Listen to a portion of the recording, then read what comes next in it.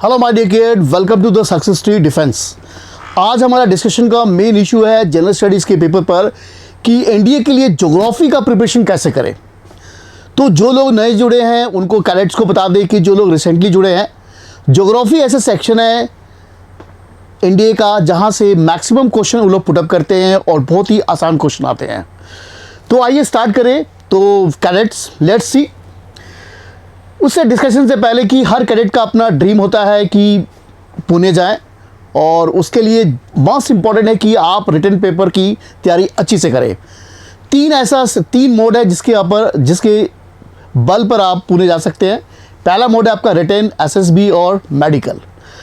तो सबसे पहले बेस्ट तरीका है पहले आप रिटन की तैयारी करें। और रिटन में हम लोग पहले लेक्चर्स में डिस्कस किया था कि कैसे हिस्ट्री की तैयारी करते हैं, और उसी लेक्चर्स को हम लोग कंटिन्यू करते हुए हम लोग आपको बताएंगे कि जनरल स्टडीज़ के पेपर में ज्योग्राफी से मैक्सिमम क्वेश्चन आते हैं और ज्योग्राफी की हम तैयारी कैसे कर सकते हैं। तो लेट्स सी, हम लोग आके देखते हैं। तो ज्योग्राफी में आपको दिखेंगे जनरल एबिलिटी में 3 सेक्शन होते हैं, इंग्लिश, साइंस और जनरल स्टडीज़। और जनरल स्टडीज़ का पार्ट ही ज्योग्राफी है। अब ज्योग्राफी में देखें तो 2 सेक्शन से आपके क्वेश्चंस आते हैं। ज्योग्राफी में आपके 2 सेक्शन से क्वेश्चन आते हैं। एक सेक्शन जो आपका है इंडियन ज्योग्राफी और एक है फिजिकल एंड वर्ल्ड ज्योग्राफी। अभी कुछ रिसेंटली क्या हुआ कि 2 साल से लगातार फिजिकल एंड वर्ल्ड ज्योग्राफी से क्वेश्चन ज़्यादा आ रहे थे और इंडियन ज्योग्राफी से कम आ रहे थे। ऐसा कुछ नहीं है, दोनों को एक तरह से बैलेंस करके अराउंड 20 क्वेश्चन लोग पूछ रहे हैं। तो 10 इधर से 10 इधर से। तो आपको कैसे बैलेंस करना है? तो इंडियन ज्योग्राफी को स्टडी करने का सबसे बेस्ट तरीका है कैडेट्स की, पहले आपको पता होना चाहिए कि इंडियन ज्योग्राफी में कौन कौन से टॉपिक को आपको स्टडी करना है, जिससे आसानी से आप 10 क्वेश्चन क्रैक कर सके। और रिसेंटली जो 2023 में जो अप्रैल और सितंबर में पेपर हुआ है और किस एरिया से क्वेश्चन आया है वो भी हम लोग डिस्कशन करते हैं। तो पहले देखिए इंडियन ज्योग्राफी। तो इंडियन ज्योग्राफी बहुत ही आसान है और इसका प्रिपरेशन आराम से आप एनसीईआरटी की बुक की क्लास 11th और 12th के एनसीईआरटी की बुक से आप इसकी तैयारी कर सकते हैं। सिर्फ आपको बेसिक अवेयरनेस की ज़रूरत है यहाँ पर। तो आइए देखें, लेट्स सी कैडेट्स। अब कैडेट्स देखिए, जो इंडियन ज्योग्राफी में 10 चैप्टर्स हैं जिनको आपको ध्यान से स्टडी करना है और इस हर चैप्टर से 10 क्वेश्चन आते हैं। इस बार जो रिसेंटली 2023 में सितंबर में पेपर हुआ उसमें इस बार क्वेश्चन ज़्यादा 3 क्वेश्चन फिजियोग्राफी से आ गए, एक क्वेश्चन आपके लेक्स के ऊपर आया। तो लेक्स के क्योंकि अप्रैल में वो ड्रेनेज सिस्टम पर पूछ लिए थे, रिवर सिस्टम के बारे में, इस बार लेक से पूछ लिया। और फिजियोग्राफी से एक भी क्वेश्चन नहीं पूछा था अप्रैल के मंथ में, इस बार 3 क्वेश्चन इन्हें फिजियोग्राफी से ही पूछ लिया। और फिजियोग्राफी में खासकर रॉक सिस्टम और रॉक सिस्टम के बारे में पूछ लिया, पेनिनसुलर प्लेटूज के ऊपर पूछ लिया 2 क्वेश्चंस। तो ये लेक्स के ऊपर क्वेश्चन आ गया। ये क्लाइमेट के ऊपर भी क्वेश्चन आ गया, वेस्टर्न डिस्टर्बेंस के चलते कौन सी फसल को फ़ायदा पहुंचता है, उसके ऊपर एक कैरेट क्वेश्चन पूछा गया। इस बार natural vegetation, national park, wildlife sanctuary और बायो रिजर्व से क्वेश्चन है। बाकी वेरी वेरी इंपॉर्टेंट कि पिछले अप्रैल के मंथ में इन दोनों सेक्शन से क्वेश्चंस थे। उसके बाद सॉइल से क्वेश्चन आया, खासकर ब्लैक सॉइल के ऊपर उन्हें क्वेश्चन पुटअप किया। और एग्रीकल्चर्स में क्रॉपिंग पैटर्न के ऊपर क्वेश्चन आया और एग्रीकल्चर की क्या वैरायटीज़ होते हैं उसके ऊपर क्वेश्चन आया। उसके बाद मिनरल से हर साल एक क्वेश्चन आता है, डिस्ट्रीब्यूशन ऑफ मिनरल्स, कि कौन सा मिनरल कहाँ पर मिलते हैं। और इस बार इंडस्ट्रीज में आयरन और स्टील इंडस्ट्री के ऊपर पूछा। और प्रीवियस अप्रैल में जो हुआ था 2023 में उसमें माइका इंडस्ट्रीज के ऊपर क्वेश्चन था। और ट्रांसपोर्ट में इस बार हर बार पोर्ट के ऊपर क्वेश्चन आता था, इस बार इनने रोडवे ट्रांसपोर्ट के ऊपर क्वेश्चन पूछा। जो गोल्डन क्वाड्रिलेटरल है, दोनों आपस में नॉर्थ साउथ और ईस्ट वेस्ट कॉरिडोर आपस में कहाँ पर आके मीट करते, एक क्वेश्चन आ गया। इस बार पॉपुलेशन और ट्राइब से एक भी क्वेश्चन नहीं रहा। तो जब भी कैडेट आप इंडियन ज्योग्राफी पढ़े तो इन्हीं 10 चैप्टर्स को आप ध्यान में रखें। और अगर आप नोट्स बनाना चाहते हैं कि मैं नोट्स बना के पढ़ूँ, तो आप location of India, physiography of India, drainage system और lakes, climate, natural vegetation, national park, wildlife sanctuary, bio reserve और wetland, soil and agriculture, mineral industry, transport and population and tribe के ऊपर, तो ये 10 चैप्टर का आप preparation करके जाइए। देखिए आपका इंडियन ज्योग्राफी की तैयारी बहुत ही अच्छी हो जाएगी, क्योंकि आपको पता है कि slowly and study win the race. आप धीरे धीरे अपने नोट्स को बना सकते हैं, या अब आप हमारे साथ क्लास के साथ जुड़ जाइए, हम आपको तैयारी करवाएंगे कि कैसे तैयारी करना है। अब इंडियन ज्योग्राफी के बाद दूसरा जो सबसे मोस्ट इंपॉर्टेंट सेक्शन है कैरेट्स। तो वो है फिजिकल एंड वर्ल्ड ज्योग्राफी। ये थोड़ा लेंदी है और बच्चे बहुत कंफ्यूज होते हैं, फिजिकल वर्ल्ड इसमें सोलर सिस्टम है, क्या क्या पढ़े। अब आपका काम है, यहाँ पर हम आसान करते हैं कि कैसे आप यहाँ से 10 क्वेश्चन को ठीक कर सकते हैं। तो फिजिकल एंड वर्ल्ड ज्योग्राफी को हमने 4 सेक्शन में डिवाइड करके आपको स्टडी कराएंगे। एक तो बेसिक ज्योग्राफी आता है। बेसिक ज्योग्राफी माने एकदम सिंपल सा क्लास 6 स्टैंडर्ड का चीज पूछ रहे हैं। तो क्लास 6 का अगर आप बुक पढ़ ले, अगर आप क्लास 6 स्टैंडर्ड का बुक पढ़ ले तो ये आराम से आप कर देंगे। Theory of origin of universe माने सोलर सिस्टम के ऊपर एक क्वेश्चन वो लोग हर बार पूछते हैं। आपने क्या करना है, क्लास 6 स्टैंडर्ड का अगर बुक पढ़ लिया तो एक क्वेश्चन सोलर सिस्टम, उसके बाद रोटेशन और रिवोल्यूशन के ऊपर क्वेश्चन आते हैं। और इस बार जो क्वेश्चन आया था 2023 के सितंबर वाले एनडीए में, एनडीए 2 में लैटिट्यूड के ऊपर क्वेश्चन पूछा गया था। और पिछले बार इंटरनेशनल डेट लाइन के ऊपर अप्रैल वाला में क्वेश्चन इन्हें पूछ लिया और एक सोलर सिस्टम से क्वेश्चन पूछ लिया। तो बेसिक ज्योग्राफी में क्लास 6 स्टैंडर्ड का बुक ले ले और खासकर theory of origin of universe की बिग बैंग थ्योरी क्या है और कैसे यूनिवर्स का फॉर्मेशन हुआ और सोलर सिस्टम में कितने प्लैनेट है उनके ऊपर स्टडी। और rotation and revolution of the earth, rotation से क्या क्या इवेंट्स होता है, रिवोल्यूशन से क्या क्या इवेंट्स होता है, और लैटिट्यूड और लॉन्गिट्यूड जो अर्थ के ऊपर वर्टिकल और हॉरिजॉन्टल लाइन खींचे गए हैं, और इंटरनेशनल डेट लाइन जो पैसिफिक ओशन से क्रॉस करता है उसके ऊपर स्टडी, और टाइम जोन्स। तो ये सारे सेक्शन है बेसिक ज्योग्राफी। क्लास 6 स्टैंडर्ड का बुक लेके आप एक क्वेश्चन सही कर सकते हैं यहां से। उसके बाद नेक्स्ट दूसरा सेक्शन इसमें इंपॉर्टेंट है, लिथोस्फीयर। अब लिथोस्फीयर का मतलब अर्थ के क्रस्ट के स्टडी को लिथोस्फीयर कहते हैं। और लिथोस्फीयर में 3 सेक्शन से क्वेश्चन आपके आते हैं। पहला है इंडोजेनिक फोर्स, जो पृथ्वी के अंदर फोर्स लगता है। दूसरा मेजर लैंडफॉर्म, और तीसरा है एक्सोजेनिक फोर्स। अब इंडोजेनिक फोर्स के ऊपर क्या है कि इसमें जो टॉपिक होता है यह से ज्यादा मैक्सिमम क्वेश्चन लोग पूछते हैं। पहला इंटीरियर ऑफ द अर्थ के ऊपर पूछते हैं। पृथ्वी 3 लेयर से बना है, क्रस्ट, मैंटल और कोर, और उनको कौन कौन सी रेखा लाइंस अलग करते हैं, क्वेश्चन आता है। कॉन्टिनेंटल द्वीप थ्योरी और प्लेट टेक्टोनिक्स थ्योरी के ऊपर भी क्वेश्चन पूछे हैं कि सबसे बड़ा प्लेट कौन सा है, सबसे छोटा प्लेट कौन सा है।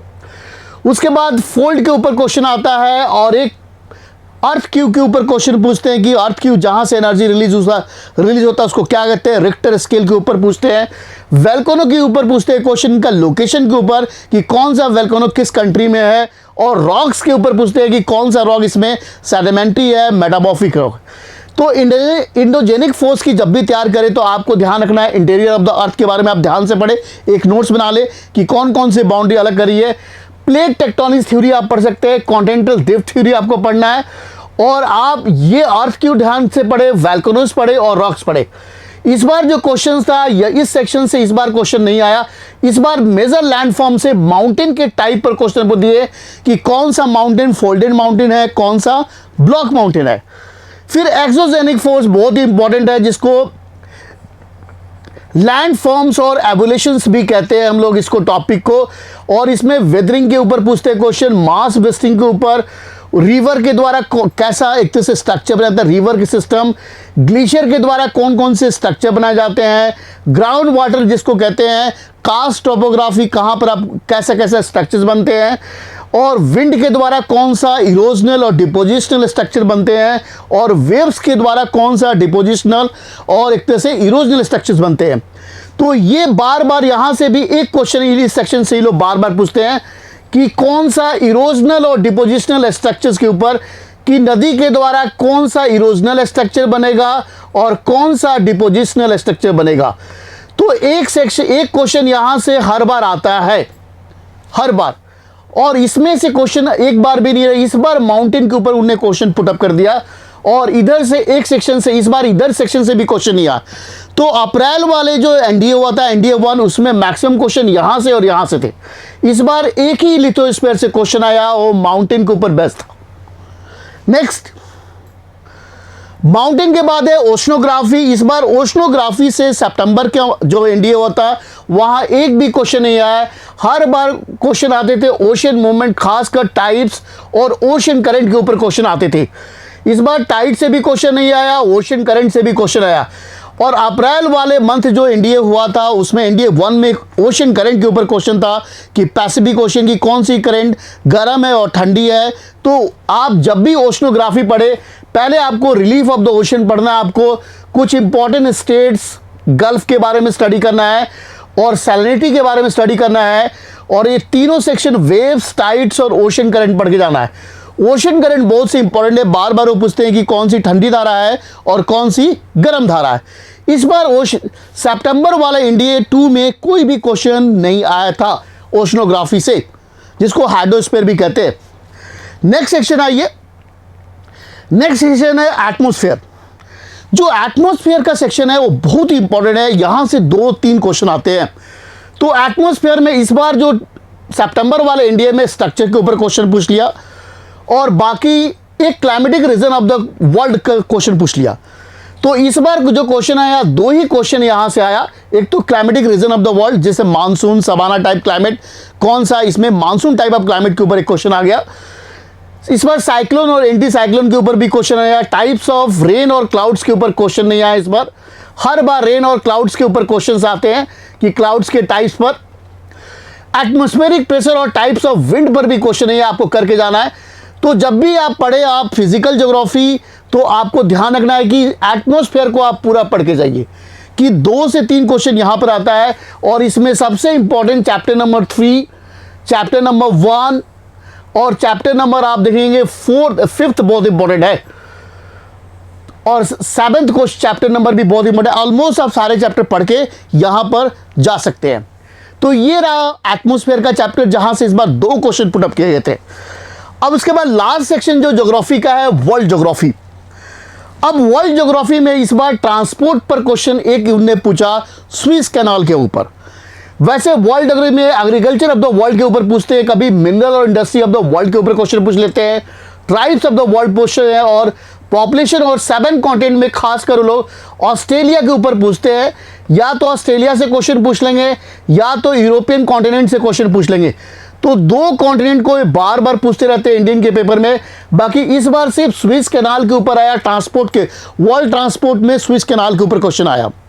तो ये थे फिजिकल और वर्ल्ड ज्योग्राफी के स्ट्रैटेजी। तो फिर से कैरेट एक बार रिव्यू करते हैं, जो लोग नए जुड़े हैं, जब भी आप एनडीए की तैयारी करें तो ज्योग्राफी के किस किस सेक्शन को आपको फोकस करना है। तो ज्योग्राफी का पहला सेक्शन आप देखेंगे, आपने जब भी तैयारी करना है नोट्स, तो आप इंडियन ज्योग्राफी कोशिश कीजिए कि एनसीईआरटी क्लास 11th और 12th की बुक से सारे आप 10 का 10 पढ़ लीजिए। तो ज्योग्राफी आपको इंडियन ज्योग्राफी पूरा अच्छे तरह से करके जाना है, और आसान भी है और फैक्ट्स फिगर भी है। अगर फिजिकल ज्योग्राफी में आप देखें तो आपको क्या करना है, एक सोलर सिस्टम आपको पढ़ के जाना है, और लैटिट्यूड लॉन्गिट्यूड से एक क्वेश्चन आता है, दोनों लैटिट्यूड और लॉन्गिट्यूड। तो बेसिक ज्योग्राफी में आप 2 चीज पढ़ के जाइए, सोलर सिस्टम और लैटिट्यूड और लॉन्गिट्यूड क्या होता है, और इंटरनेशनल डेट लाइन क्या होता है। उसके बाद लिथोस्फीयर में आप ये पूरा का पूरा लिथोस्फीयर पढ़ के जाइए। ये तो पूरा इंटीरियर ऑफ द अर्थ बहुत इंपॉर्टेंट है, ये पूरा लिथोस्फीयर आप पढ़ के आपको एग्जामिनेशन पॉइंट के लिए जाना चाहिए कि यहाँ बहुत इंपॉर्टेंट है। हो सके कि ये रिवर्स करते हैं, हो सके अगले बार सारे क्वेश्चन यहीं से आ जाए। तो लिथोस्फीयर पूरा पढ़िए। ओशनोग्राफी में आप चैप्टर नंबर 5 करके जाइए। ओशन मूवमेंट में खासकर टाइप और करेंट्स के ऊपर, बाकी आप छोड़ सकते हैं। उसके बाद नेक्स्ट एटमॉस्फेयर में आपको पूरा पढ़ के जाना है, एटमॉस्फेयर पूरा पढ़ के जाना है। और वर्ल्ड ज्योग्राफी आप चाहें तो पूरा का पूरा आप स्किप कर सकते हैं। तो फाइनली आपको क्या करना है, जब भी आप कैडेट्स तैयार करें ज्योग्राफी का, तो ज्योग्राफी में आपको सीधे कैडेट्स आपको फोकस करना है आपने कैडेट ने, कि आपने एटमॉस्फेयर ध्यान से पढ़ना है, ओशनोग्राफी छोड़ देना है, आपने लिथोस्फीयर आपको ध्यान से पढ़ना है, और बेसिक ज्योग्राफी 3 सेक्शन को आपको फोकस करना है। तब आप 3 सेक्शन आप स्ट्रॉन्ग कर लेंगे तो 5 क्वेश्चन आपने यहां से निकाल देना है, और ज्योग्राफी में 7 से 8 क्वेश्चन सही हो जाएंगे। दैट मीन्स ये हुआ कि ज्योग्राफी से अगर 20 क्वेश्चन आ रहे हैं तो आपकी स्थिति सही होगी कि अराउंड आप 10 से लेकर 15 क्वेश्चन को आप करेक्ट कर लेंगे। तो ये आज की स्टडी थी कैडेट्स, जो आपको डिस्कशन करके मैंने बताया कि कैसे आपको ज्योग्राफी का प्रिपरेशन करना है। तो कैडेट नेक्स्ट सेक्शन में क्या कि आपको पता है कि स्लोली एनएसटीडी विन द रेस। तो एग्जाम में एक एक मार्क्स बहुत इंपॉर्टेंट होते हैं सिलेक्शन के लिए, और आप कोई चीज़ स्किप मत कीजिए, बाकी मेन टॉपिक करके जाइए कि आप गैट में जो 50 क्वेश्चन आते हैं आपकी कम से कम 30+ क्वेश्चन सही हो जाए। जो आपके पता है कि जो रिटन के मार्क्स होते हैं वो एसएसबी में भी ऐड होते हैं, इसलिए आप कोशिश कीजिए कि आप हर चीज़ को लाइटली नहीं लेकर सीरियसली लीजिए और इसकी अच्छी से प्रिपरेशन कीजिए। तो नेक्स्ट सेशंस में हमने डिस्कशन किया कि कैसे हिस्ट्री का प्रिपरेशन करते हैं, आज हमने डिस्कशन किया कि कैसे ज्योग्राफी का प्रिपरेशन हम लोग करते हैं। नेक्स्ट वीडियो में हम लोग मिलते हैं और फिर बताते हैं कि जनरल स्टडीज़ का कौन से इंपॉर्टेंट सेक्शंस में कौन सा टॉपिक आपके लिए इंपॉर्टेंट है। तब तक के लिए thank you very much, have a nice day, और अपनी प्रिपरेशन की तैयारी में जुट जाइए। आने वाला NDA 1 2024 best wishes all the cadets to crack the exam. आप इस एग्जाम को क्रैक कीजिए और जितना हो सके सक्सेसफुल डिफेंस आपको मदद करेगा। और तब तक के लिए thank you very much, have a nice day.